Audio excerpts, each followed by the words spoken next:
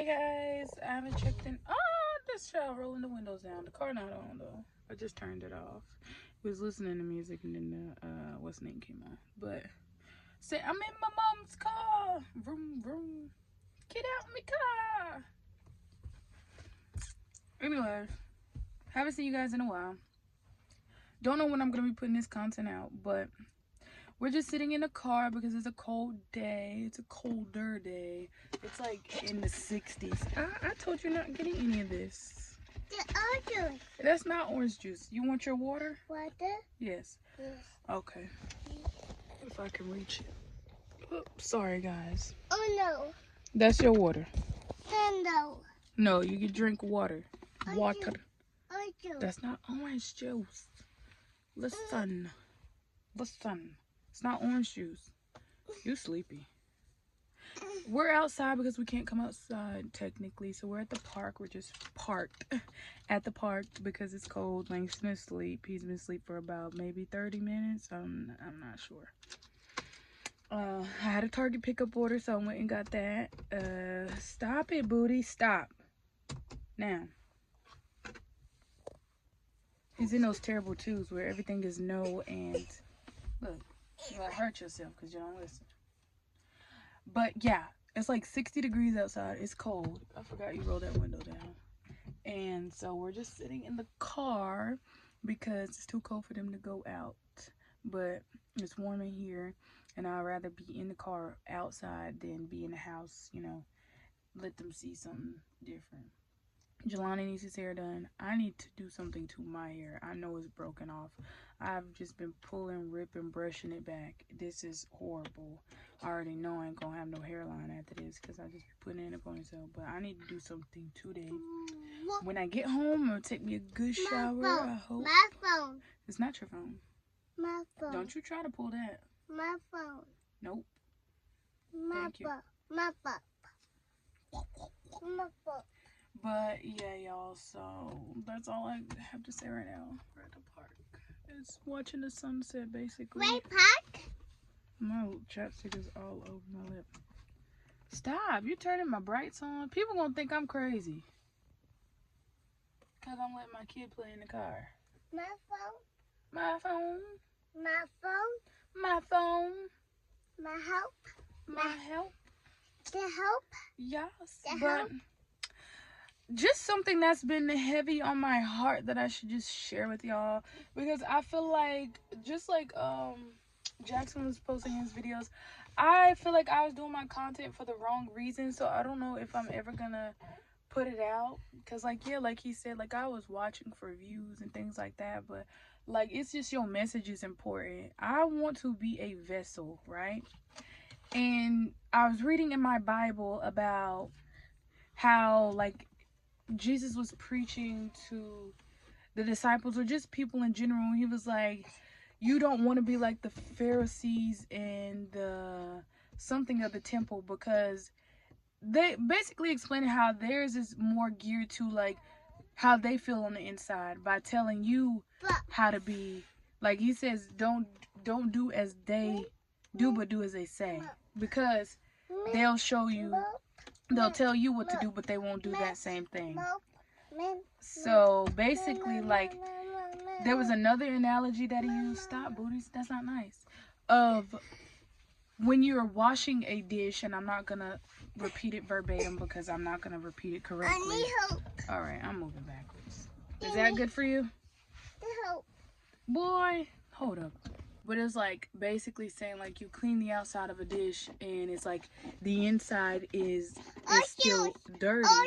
If you clean the inside, then both the outside and the inside will be clean. So basically saying like putting up a image. Y'all had to put him in his own seat right beside me. Let me. Anyways, so basically saying like you want to appear on the outside to be a good person, and you want to say this and do you know, basically what I took from it is just like your appearance. That's all you care about. You're trying to look as though you're living this lifestyle, but you're truly not living it on the inside. And basically being like a hypocrite. You're telling people how to live their life, but you don't live your life like that. So I know that in my spirit, in my heart, and what I pray to God, it's always to like humble me. God, help me to not be proud. I have nothing to necessarily be proud about. Like, I don't live this lavish life. Like, I'm not this perfect person. You know, I have many faults. I have so much of things like built up inside of me where I'm like, I want to be the perfect vessel for God, and I'm not gonna say or doubt that God won't bring me to where I need to be. This child putting on chapstick, but bring me to where I need to be. But what I do know is that I have to also put in that work and put in that effort. I can't just get up and just say, you know, today is the day that I'm just gonna be changed. Like, it's a process. It takes time. So hopefully this message reaches somebody as well. Like, y'all, we're looking and expecting to be this new person overnight, and it can beat you down and get you discouraged because you just don't change instantly. It God is pruning us. It takes time. God is not about rush. It's slow and steady wins the race. Whether you're moving at the pace of a snail, a turtle, whatever, you're going to get to that finish line. Because we're not seeing the results instantly, that's what causes us to doubt.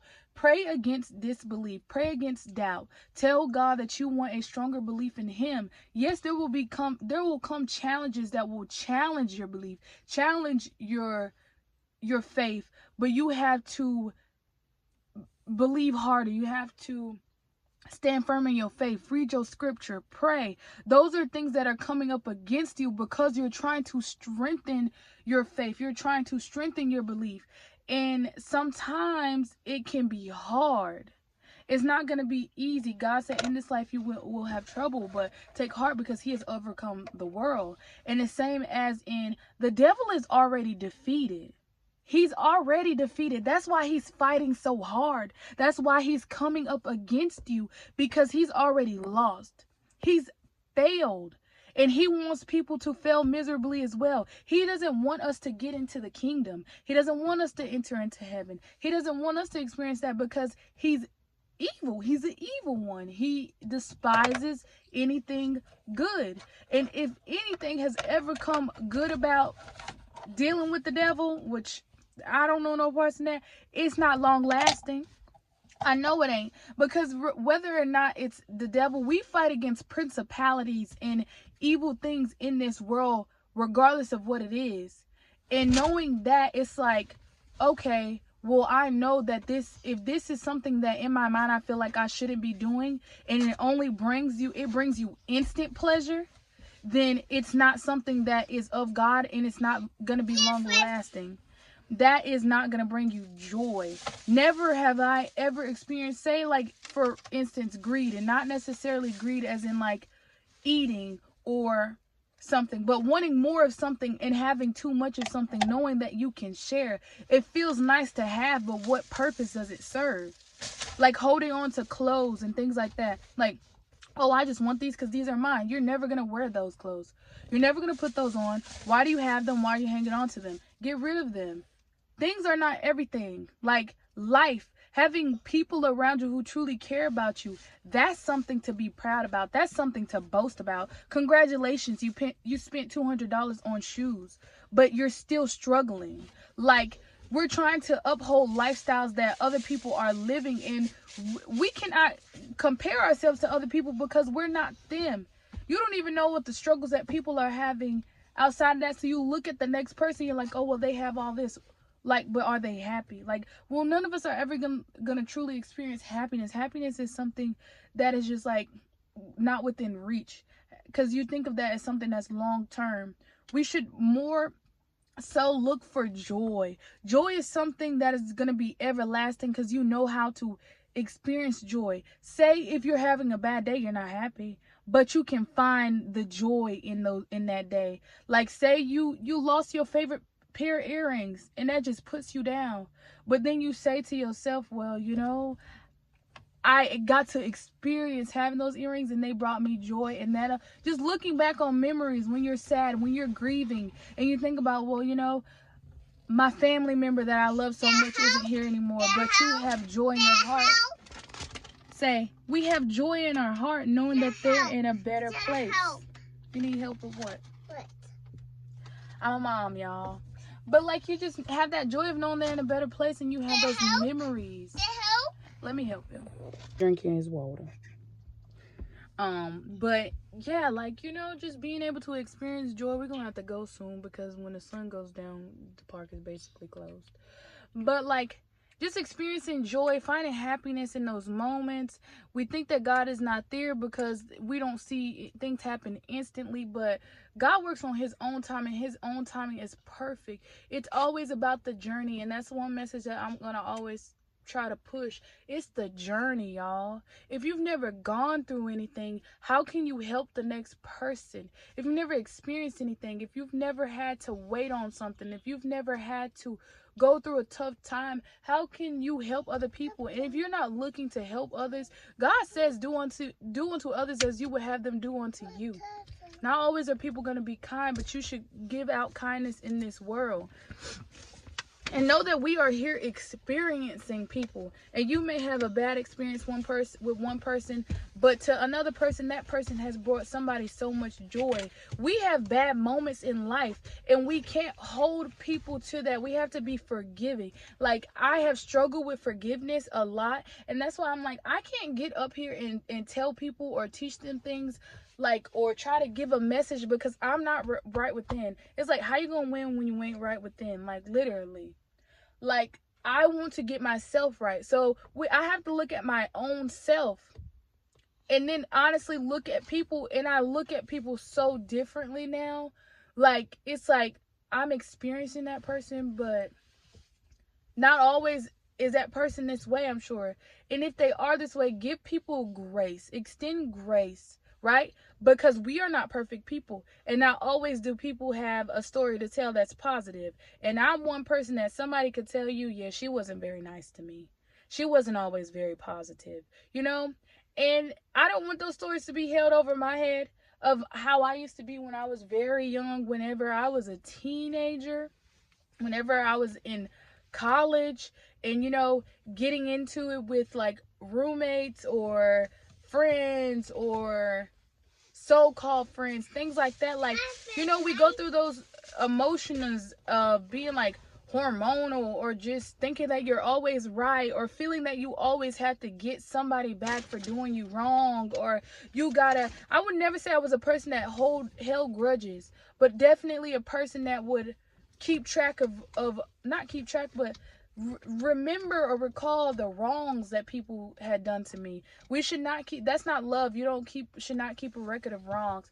And there was a moment in my life where I had a roommate, y'all, and she was actually a pretty good friend to me, I would say. And then at one point, you know, I was noticing things on social media, because I didn't get on social media. I had a Twitter, and there were some things that she was saying on Twitter that kind of rubbed me the wrong way, and I got offended by it. And I guess, like, maybe she was joking or something, and my response to it at first was very positive, and then I just you let that devil on your shoulder get to you. Morrow's at home. Get to you, and then all you're just hearing is, no, like, this person meant wrong, this person did you wrong, blah blah blah. And I started to become very passive towards her, and that's something that I had worked so hard not to be. It took me back to a space where I was like, yeah, no, but I had been doing a lot of wrong during those time in college, where I had made a commitment that I was going to follow God, and that nothing was going to mess with my faith. But the thing about that is I was praying, but I wasn't in my word. So being able to, like, keep up with things in life, it's important that you keep up with God, because as soon as you lose your eyes off of God, you start to backtrack. And at some point after I had Jelani, I had moved out of college. I had already been through like maybe 2 other roommates in living situations after that.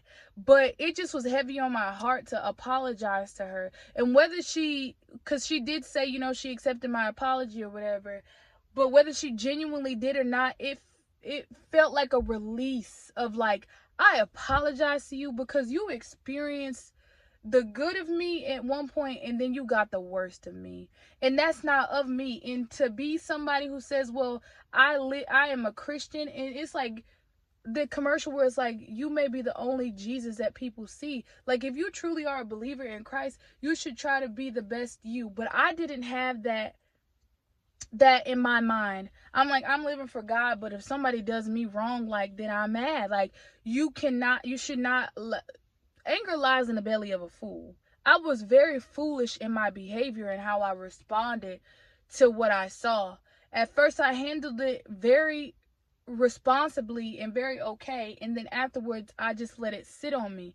It's okay to be angry, but if you let that anger sit on you and you release it, and you don't release it in the right way, you're literally hurting yourself. You're killing yourself. People around you, like, she ended up unfollowing me on everything. Even her friends did, and I unfollowed her too, at the time. But now that I was thinking back on it, maybe a year or two ago, when I eventually apologized to her for my behavior and kind of like just explain my part, like, being offended by the things that she had said and was posting. And it's like, I shouldn't have let that get to me. I shouldn't have let that sit on me for so long, because I could have handled it better. But all I know is that I can't. Good job. You put chapstick everywhere. I can't live with that regret, and I can't have that hanging over my head. So I had to, put my big girl pants on and apologize. Never be too proud. Never think that you're always owed something. That's something I be telling myself. Like, you're experiencing people, but you don't know what they're going through in life. And whether she posted something good or bad or not, it's like, people are a reflection of how they feel on the inside. I felt a lot of anger, and that was wrong. That wasn't okay. Yes, you don't need no more. No more. So that's just my story for today, y'all. Cause I'm getting help. Say hi. No. Okay. See, he's in that no stage. Here, drink your water then. No. Okay. Well, that's it for now, guys. I just hope that y'all take something from the story that I just told. Like, we're not perfect people. Nobody's perfect. So I never want to get up here and show a perfect image of who I am. But I definitely want to get up, and I want to be able to share my experiences with y'all, so then we can learn together. Or I can, this is, just me learning for myself. Like, you're not perfect, Pam, but you aspire to be better than what you were yesterday. Better than what you were a week ago. Better than what you were a year ago, a month ago, like an hour ago. You didn't respond to that very well. How can you fix that? How can the next time you encounter this person or an event like this, how will you react then? Sometimes we experience similar situations over and over again is because we didn't take what we were supposed to from it. You wonder why that you get in relationships and these relationships go sour. Maybe it's your actions. Maybe it's you don't notice red flags at the time. Maybe you're not paying attention to the things around you. You're so focused on being in a relationship that you don't realize that this relationship ain't for you. We be so focused on trying to get the next thing, but not realizing it's where you are now that is what matters. Like, the lust of the eyes, things that look good aren't always good for us. So things that sound good, that's not for us. It's not for us. So we have to be able to lean out on our own understanding, but in all ways acknowledge God. God knows better than what we know. We think we know, and then we always end up in trouble some way, somehow. Not trouble as in like, something bad completely happens, but trouble as in like, you end up down or in the dumps. Like, we got to stop thinking that we know better than what we know, right? Because we don't. We do not know better. There are things we should do better, and we don't, and that's why it's, you better get in your seat. Use discernment. Be smart. Be wise. Be kind. Be loving. Add to yourself virtue. Add to yourself knowledge. The french fries are right here, booties. All right. But, like, just try to be a good person, y'all. Try to give kindness to people. And just be appreciative for what you have. Because God says, never will he leave you, nor will he forsake you.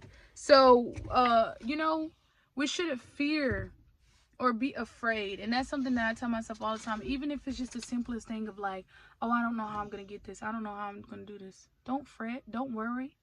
I watched this man and he said his mama used to always tell him, if you going to worry, don't pray. And if you going to pray, don't worry. Right? Got to have faith as small as a mustard seed. Because a mustard seed sprouts into this huge tree, I believe. So it's like having faith this small makes things, it means all the difference. It's so much bigger than what you think. It will result in something so much bigger. So yeah, I'm about to put you in your seat. So love y'all. We're getting ready to go. I hope y'all having a good day, a good week. Nobody's perfect, but keep trying. Keep putting that energy into something good. Never did it ever feel good to me to be bad, to be mean, to be angry. And I'm working on myself. I'm a work in progress. Like, but I know every day God is refining me. He's pruning me. He's changing me. If I'm constantly praying to God that I'm hurting God, I don't want to go through this. I don't want to experience this. I don't want to be like this. I don't want to do this. I don't want to do that. And I wake up the next day and it's like, ugh, it feels weird. It's because you're going through the refiner's fire. You're going through that pruning stage. You say you're praying for these things. Stop resisting it. Stop. That's why it hurts. You're resisting the change. Don't resist the change. Go with the change. Change for the better. All right? I love y'all. There's so much I want to say, but we got to leave the park and I got to put this baby in his seat. So, peace. Say peace out. Say love y'all. Blow kisses. Oh. Guys, I'm parked again. This time, like, close to my apartment, but not really, because I just got off the phone with Jackson. I'm just thinking to myself, Jelani is in his seat back there. You can't even see him. But when Langston wake up, I'm gonna definitely go inside. But I just want to sit outside for a minute. Y'all just be praying to God, like, fix my mind. I literally was just saying, fix my mind, fix my heart, fix my spirit.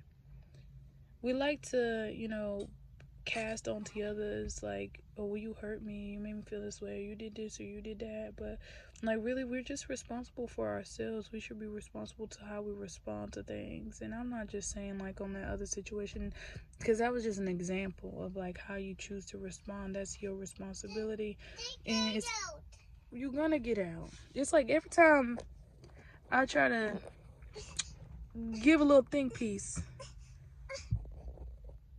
they can't even see the little bugger. Where you at, little bugger? There you go. Aw, why you looking like that?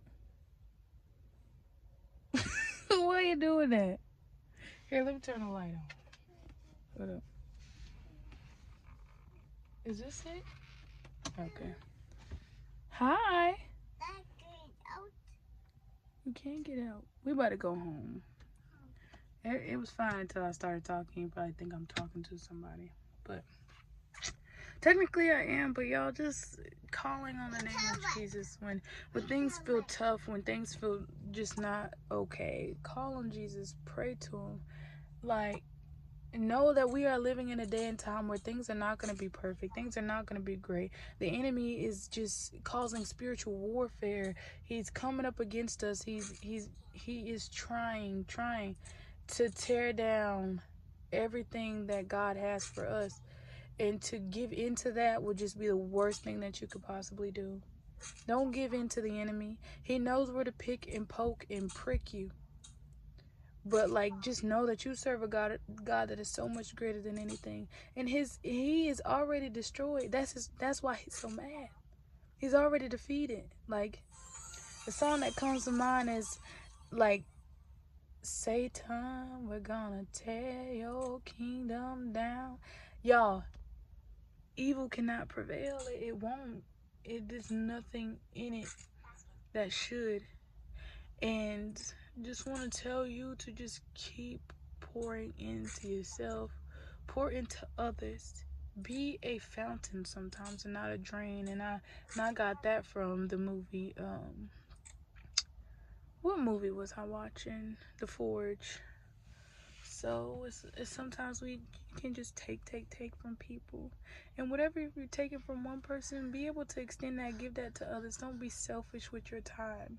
I tell myself, like, you say you want to do all this, you want to do that, you want to give, you want to be this, you want to be that, but I get in my own way. That's self-sabotage, because like you can be lazy sometimes. You don't do what you say you're gonna do. You can be discouraging to yourself, so you doubt yourself, you doubt your ability, and even doubt the doubt as I wouldn't even say doubt God. I doubt myself. It's like, God, I trust that you can get me there, but can I get help with that? Like, because faith without works is dead. So you can trust God, but if you're not working towards it, you know so just be saying that, like, to myself, like, I gotta do better. And it's like, you keep saying it, but what are you doing to be better? And I don't know. It's just like, get up, get that energy. And when you have that energy, do it. That's when you do it. When you get that burst of energy, you do it. Don't sit down, don't get lazy, don't forget, don't put it off for tomorrow. Why would you put off tomorrow what you can do today? Tomorrow's not promised to anybody. Get up, live, and be kind, and do things for yourself, do things for others that are gonna benefit people. Don't be doing things that are gonna break people and tear them down. And I literally don't want to be the blind leading the blind. So I never want to get up here and tell you how I'm living my life and doing things for my life. And what I'm doing is probably not right. What I'm saying probably isn't right. So always just pray for discernment. You can't trust and believe everything that you see and everything that you hear, but you can discern it. You'll know. You'll know if it's right or wrong by praying for discernment, praying for the truth. And to trust that intuition. If it feels like an impulsive instinct, no, that's like you jumping to conclusions. If you truly feel it within your spirit, trust your instinct. And if you don't trust yourself, I wouldn't say do that, because then you're gonna second guess it, you're gonna question it. And I question myself sometimes, because I know that I have led myself to places and done things that just were not okay. So I'm having to build myself back up through God, with God. God is building me back up. So it's not just me alone, because you cannot do anything alone. Man cannot live by bread alone, but on the word that comes from the mouth of God, right? So while you have air in your lungs, while you are breathing, while the sun is still rising, while you still have the use of your limbs, get up and do what you need to do. And I'm telling myself this. I'm looking at myself and I'm telling you, need to do this. You need to get up and humble yourself, and not be so proud, and not feel like that. I think one thing that I do, and that's what is my problem, is because as I grew up, I didn't get, when you do something, you don't get a good job, you don't get a high five, so then you're seeking that validation now. You don't need other people to tell you that you're a good person. Feel it in your spirit, right? Because then you're going to feed off of that and be like, well, yeah, people are, and I never want to be proud, and I never want to be like that. So I always have to humble myself, and I look at myself and I'm like, you're not doing this for you. This is not for your own. It does feel good to do good things, so that's important. But never feel like it's you. It's God through you, right? And don't be selfish thinking that you're anything above God, because you're not. And we should be happy. We should be humble. We should be appreciative that God is doing these things for us. That we don't got to do it by ourselves. That we don't have to take on that heavy load. And that God will give us people. He will put people in our corner. And that's what I need more and more of. And I need to get out of this comfort zone. And I think that's what the devil, he plays against your weaknesses, because he knows what your strengths are. He knows what your purpose is. He knows where you're trying to get. If you're, and this is how I know, it's because, like, I know that what I want to do, I want to help people, whether it's like through psychology or therapy or whatever, like mentorship, whatever. I know that I have anxiety, and that's how that the devil preys on that. He knows that I have anxiety, and that I'm an anxious person, and I can be afraid in public places, and I have problems with public speaking and things like that. And it's like, I have to build my confidence up and tell him no, and not listen to those thoughts that I'm gonna mess up, or that I'm gonna say something wrong, or that I'm just gonna be awkward or weird, or people are not gonna take a liking to me. And it's like, I don't want that. So I'm able to, like, pick up my phone, but it's like, that it's got to be more than that. You got to actually live what you say, and that's what I want to be. I don't want to just be a hero. I want to be a doer, and I struggle with that, and I want to build myself up. I want to be something so much greater within myself. I want to feel confident. I want to feel like I've done something good. I've done well. That I have lived a life worth living. Like God said, if you've done for the least of these, you've done for me. What have I done? What have I given? Have I given myself up? Have I done for others? Like you might do something here or there, but what kind of life did I live, you know? Did I waste my life? Did I waste my time? Now I find myself at 24 and a half years old. I'm almost 25. I'll be 25 in June. I have lived my life feeling like this child, and I feel like I've gotten stuck where I was when I was young, and so I'm trying to live up to who I wanted when I was a child, but that's not who I need to be. You know, I'm very protecting of myself. I shelter myself a lot. And you know, that's why I have so much anxiety. It's because I don't put myself out there. Because also I'm afraid that I don't have it in me to say no, y'all. I'm a person who is I fall easily into the trap of peer pressure, or into like being easily convinced of doing things that I know are not right, and my spirit don't be feeling right. So rather than having to say no, and I always be encouraging my friends and stuff to say no to me, because I know how hard it is to say no, so I'm okay if they say no to me. But it's like I struggle with saying no or speaking up for myself in the ways that I should, and when I do, it's like I always get met with combativeness, and it's like I'm a non-confrontational person. It may seem surprising, but I truly am. And so when conflict comes, it's like, it makes me uncomfortable. Like I don't know how to respond to it in the right ways, because I want to be able to speak up for myself, but I don't want to cause more trouble than, you know, that's already existing, or whatever the case may be. So it's just like, or I don't want to say the wrong thing. I don't want to offend anybody. I struggle with that, so I'd rather just protect myself by just being, by not saying anything or by not responding. But again, we were driving, everything was good. But I love y'all. Let me show y'all him. He ready to go home. I don't want to be in the house.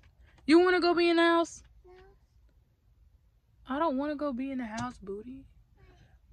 But I guess we will, because I just don't want to sit in the house. It's like it's causing me anxiety to be seen in the same four walls. I don't get out. I don't see anybody. I don't do anything. Like my laptop's broke. Trying to do job applications on my phone, and just trying to get to a place that I need to be in life, and it's hurting me. Like it's hurting me, because it's like it's gonna hurt to experience change, because it's gonna make you uncomfortable. Hold up, y'all, gotta get in the light.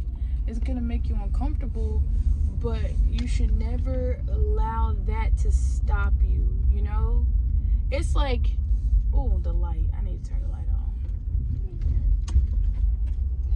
It's like when a butterfly is going through that phase of like metamorphosis, is that the word? And they're transitioning from a caterpillar to a butterfly. That's the most awkwardest stage. It's not pretty. It nothing, but it's a beautiful experience, right? It's not the prettiest thing to see it, you know, go through this shedding of whatever, or, you know, and to have to be stuck in this stage for a while, because it's changing, but it's the result of that is going to be so beautiful. So I'm going through that. Like I'm entering into this phase of like, you're taking off the old, you're putting on the new. You're gonna no longer be who you were. You're afraid of how people are going to respond to that. Are people going to bring up your past? Are they going to say, oh, you're not the same anymore, or you changed, or you're this, or you're that? You know, the fear of that, the thought in my head of like people trying to compare me to who I used to be, or who I like, how I once was, and knowing that that's not me anymore, and people not thinking that I can change. It's like I don't need doubters around me, and I don't want my friends to think either that I'm above them, or that I think that I'm better than them, because I'm not. I'm humbled, and I love y'all, and I feel like if I don't say anything, am I hurting myself? Am I hurting others by not trying to tell them, you know, about the goodness of God, but never wanting to feel like I'm so much more than who I am. But We're getting out, booty. That's why we're home. I just parked. Mama. Yes? It was the go. Yes. I'm coming to get you. Let me put my coat on. Hold up, y'all. I will chat with y'all later.